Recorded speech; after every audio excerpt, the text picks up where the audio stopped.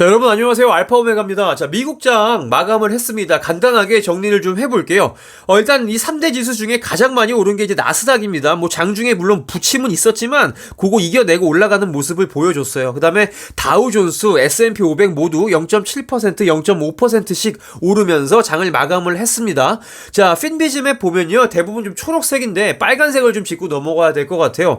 일단 넷플릭스가 얼마 전에 가이던스를 굉장히 안 좋게 주면서 오늘 또 주가가 빠지는 모습을 보였다 라고 보시면 좋을 것 같고, 테슬라 역시 지금 중국에서 조금 더 봉쇄 조치 뉴스가 나오면서 공장이 또 문을 닫는 거 아닌가 하는 약간 그런 우려, 이런 것들 때문에 좀 떨어진 것 같다라고 보시면 좋을 것 같고요. 에너지 쪽 역시 중국에서 이제 석유를 석유에 대한 그런 뭐랄까요, 그런 석유 소비가 둔화될 것이라고 예상을 했기 때문에 에너지 섹터도 좀 빠졌다라고 보시면 좋을 것 같습니다. 자, 지난밤에 트위터가 이제 어그리했다고 이제 뉴스가 나왔습니다. 일단 합의를 했는데 일론 머스크에게 440억 달러를 주고 트위터 팔겠다라고 이제 결정을 했습니다.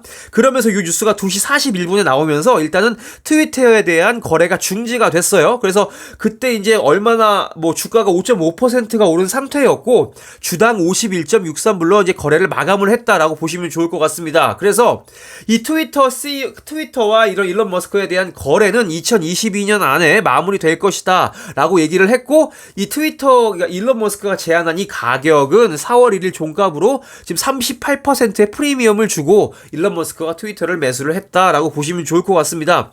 그래서 이 거래를 두고요, 그 트위터의 CEO는 뭐라고 얘기했냐면요, 이 거래로 인해서 우리 트위터가 substantial cash premium, 현금 보유량이 굉장히 많이 늘 것이고, 결과적으로 이것은 트위터의 주주들에게 굉장히 좀 좋은 영향을 미칠 것이다 라고 얘기를 했다라고 좀 얘기를 했대요. 그 다음에 자, 지금 일론 머스크가 460억 달러를 이제 주기로 이제 했죠. 그 중에 이제 210억 달러는 이제 일론 머스크가 자체적으로 조달을 할 것이다라고 얘기를 했고, 나머지 돈은 어떻게 충당을 할 것이냐라는 거에 대해서는 no financing condition이에요. 어떻게 이제 충당할지는 아직 나오진 않았습니다. 그거 좀 보시면 좋을 것 같고, 결과적으로 처음에 이제 트위터가 이거를 이제 일론 머스크가 적대적으로 이 회사를 매수를 하려고 해서 약간 좀 이제 방어를 하려고 했습니다. 그렇지만 그 이제 트위터를 사줄 그런 백기사, 그러니까 일론 머스크 말고 다른 사람들을 좀 기다리고 있었으나 화이트 나이트, 그러니까 백기사가 나타나지 않았다. 그래서 결국에 일론 머스크에게 이제 회사를 넘기게 됐다라고 정리를 하면 좋을 것 같습니다. 그러면서 이제 오늘 그 일론 머스크가 이제 트위터를 샀죠. 그러니까 트위터 소셜 네트워크에 관련된 회사들이 덩달아서 좀 굉장히 좋은 모습을 보였다 라고 이제 뉴스가 나왔습니다. 뭐 예를 들어서 핀터레스트, 메타, 스냅 이런 것들이 이제 일론 머스크 영향으로 굉장히 좋은 모습을 보였다라고 이제 기사만 이제 제목만 가지고 왔어요. 참고를 하시면 좋을 것 같습니다.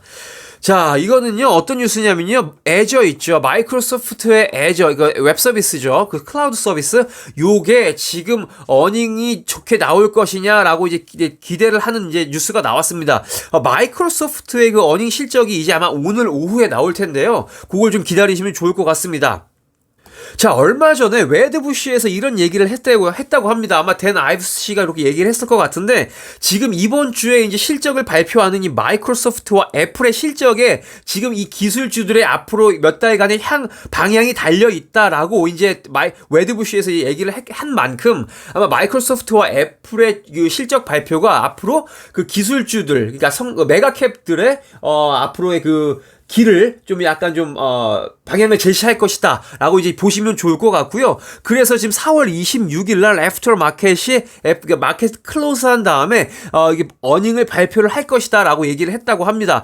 그런데 이제 일단 컨센서스를 보면 시장에서는 좀 굉장히 좋게 보고 있죠. 왜냐면 EPS가 지금 2.20불을 이제 기대를 하고 있다, 마이크로소프트가. 그래서 전년 동기 대비 12.73%가 오를 거다 예상을 했고요. 레비뉴 역시 전년 동기 대비 17.6%가 늘 것이다라고 굉장히 좀 긍정적으로 바라보고 있는데, 이 컨센서스를 이제 비트할 것이냐 아니면 하회할 쇼크를 받을 것이냐, 요거는 좀 기다리시면 좋을 것 같습니다.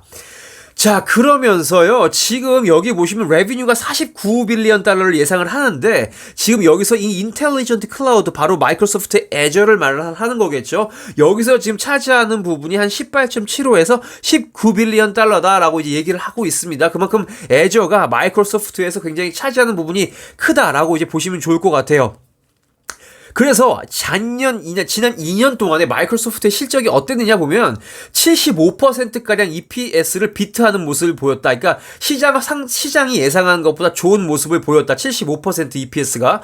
그 다음에 레비뉴는 88% 정도 확률로 잘 나왔다라고 이제 얘기를 하고 있습니다. 그러면서 지난 3개월 동안 그런 이제 뭐랄까요? 그 분석가들이 이제 EPS가 어떨 것이다, 나쁠 것이다, 좋을 것이다 예상을 한 걸로 보면 17명의 업워드 리비전이다. 17건이 잘 나올 것이다 라고 얘기를 했고 10건이 안 좋을 것이다 라고 예상을 했다고 합니다. 그 다음에 레비뉴 역시 27건이 잘 나올 것이다 라고 예상을 했고요. 단 2건만이 레비뉴 별로 안 좋을 것이다 라고 예상을 했다고 합니다. 결과적으로 이렇게 리비전, 그러니까 전망을 보면서 이렇게 사람들이 의견을 바꾸는데 이게 사실 업워드 리비전이 많을수록 그 회사를 좋게 보고 있다는 거겠죠. 이걸 참고하시면 좋을 것 같아요. 자, 포드에서 전기차를 대량 생산하겠다라고 이제 기사를 밝혔습니다. 자, 우리가 모두 잘 알고 있을 것 같, 저만 알 수도 있는데 F150에 대한 전기차를 대량 생산하겠다라고 얘기를 합니다. 자, 바로 이게 원래 내연기관 차로 나왔던 F150의 랩터라고 했나요? 그 차량인데 요거를 이제 다양한 시리즈로 해가지고 전기차를 만들겠다라고 포드에서 얘기를 했다고 합니다. 자, 지금 여기 가격대를 보시면요. 39,000불부터 90,000달러까지 굉장히 좀 포지션이 다양하게 지금 이 자동차를 출시를 할 것으로 보여요. 그죠? 그래서 보면 지금 포드의 CEO인 짐 펄리가 뭐라고 얘기했냐면요. 이건 not joking이다. 지금 농담하는 거 아니고 F150 라이트닝에 대한 대량 생산을 우리가 시작을 할 것이다 라고 얘기를 했다고 합니다. 그러면서 F150에 대한 그 스케일 프로덕션, 대량 생산에 대한 그런 계획이 지금 지금 나와 있는데 다른 경쟁자들보다 좀 더 빨리 대량 생산하기 위해 노력을 할 것이다 라고 얘기를 하고 있죠. 그러면서 이 디어본과 미시건에 있는 공장에서 지금 15만 대까지 이제 만들 것이다 라고 얘기를 하고 있고요. 결과적으로 지금 타겟이 뭐냐면 연당 4만 대, 4만 대가 아니군요. 그러니까 처음에 4만 대를 먼저 만들기 시작해서 결과적으로 15만 대까지 우리가 만들 것이다 라고 이제 얘기를 했다. 참고를 하시면 좋을 것 같아요. 자, 그러면서 지금 포드에서 뭐라고 얘기를 했냐면요. 이미 리튬이온 배터리를 확보를 했다라고 이제 얘기를 합니다. 얼마만큼의 배터리를 확보를 했냐면 지금 15만 대를 만들 수 있는 배터리는 이미 확보를 했다라고 이제 발표를 했다고 합니다. 그러면서 우리 기존에 포드가 자동차가 되게 많잖아요. 거기에 이제 반도체 칩이 많이 들어갈 텐데 그 칩들을 우선적으로 F150에 먼저 다 넣을 것이다라고 얘기를 했다고 합니다. 그만큼 지금 포드에서 이 전기 트럭 F150을 빨리 경쟁적으로 빨리 만들겠다라는 의지가 지금 돋보이는 대목이겠죠. 자, 마저 보시면요. 지금 포드가 뭐라고 얘기했냐면 그들의 피어, 그러니까 경쟁자일 수도 있고 그냥 동료일 수도 있는데 리비안 같은 회사들보다 약간 좀 앞서 있다라고 이제 얘기를 합니다. 왜냐면요.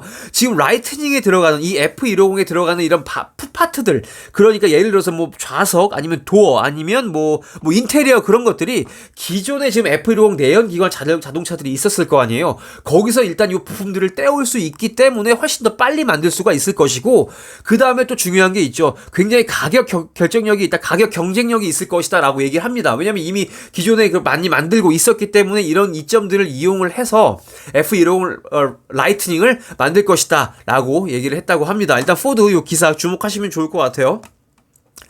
자, 다음 뉴스는요. 메타 플랫폼이 지금 오프라인에 이런 가게를 만들었다라고 얘기를 하고 있습니다.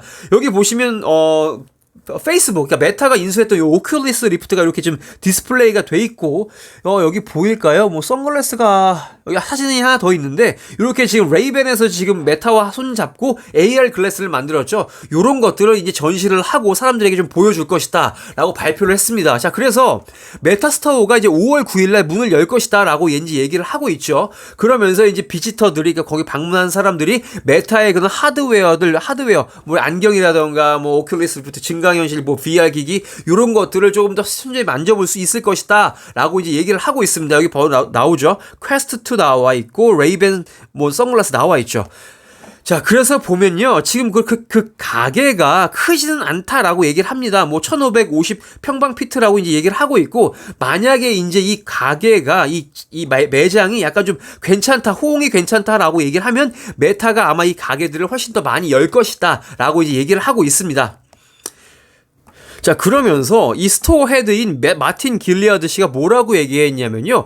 이 메타 스토어가 어떤 역할을 할 것이다. 사람들을 도와줄 것이다. 라고 얘기를 했다고 합니다. 그러면서 어떻게 도와주냐면 이 사람들이 메타버스로 들어가는 이런 게이트웨이, 출입문 같은 역할을 하게 되면서 약간 좀 이런 메타버스의 뭐 오큘러스나 아니면 뭐 스마트 글래스, 레이벤 그런 것들을 만져보면서 약간 조금 더 메타버스를 약간 또 약간 느낄 수 있는 그런 계기가 될 것이다 라고 이제 얘기했다라고 이해를 하시면 좋을 것 같습니다. 그렇지만 이제 이런 키뱅크라는 곳에서는 이제 그 헤드윈드가 있다라고 얘기를 했다고 합니다. 그러면서 지금 메타버스가 약간 그 레비뉴 그로우스, 매출의 성장을 둔화시키는 앞으로의 그런 매크로 헤드윈드가 있다라고 얘기를 하면서 전망을 좋게 보지는 않았다라고 얘기한 거를 참고를 하시면 좋을 것 같고요. 오늘 전기차 쪽 지금 아까 테슬라가 내려갔죠, 주가가.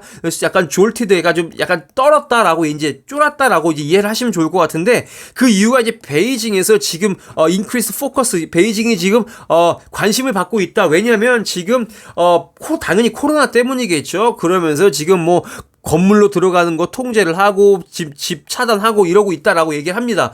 그러면서 지금 이런 그 베이징의 그 길거리에 굉장히 큰 펜스들, 울타리가 쳐지고 있다라고 얘기를 하고 있어요. 그런데 상하이에서는 지금 어떻게 나오고 있냐면, 지금 최다 그런, 그 확진자가 나오고 있다. 하이스트 데일리 털리 소파예요. 그러니까 지금 24일을 기준으로 지금 51명의 코로나 새로운 확진 환자가 나왔고, 그 다음에 사망자도 최고치를 찍고 있다라고 얘기를 하고 있습니다. 그러니까 중국의 상황이 전반적으로 굉장히 또 안 좋아지고 있다라고 보시면 좋을 것 같아요. 그래서 여기서 중국에 있는 EV 회사들 이런 것들이 지금 약간 조금 하방 압력을 받고 있다라고 얘기를 하고 있죠. 그러면서 지금 또 다시 중국에서 공장 문을 닫으면 서플라이 체인에 대한 이슈가 또 불거질 테니까 당연히 자동차를 또 못 만들고 뭐 이런 일들이 나오겠죠. 그러면서 EV 자동차들의 주가도 하락을 할 수밖에 없겠다라고 예상을 하시면 좋을 것 같습니다.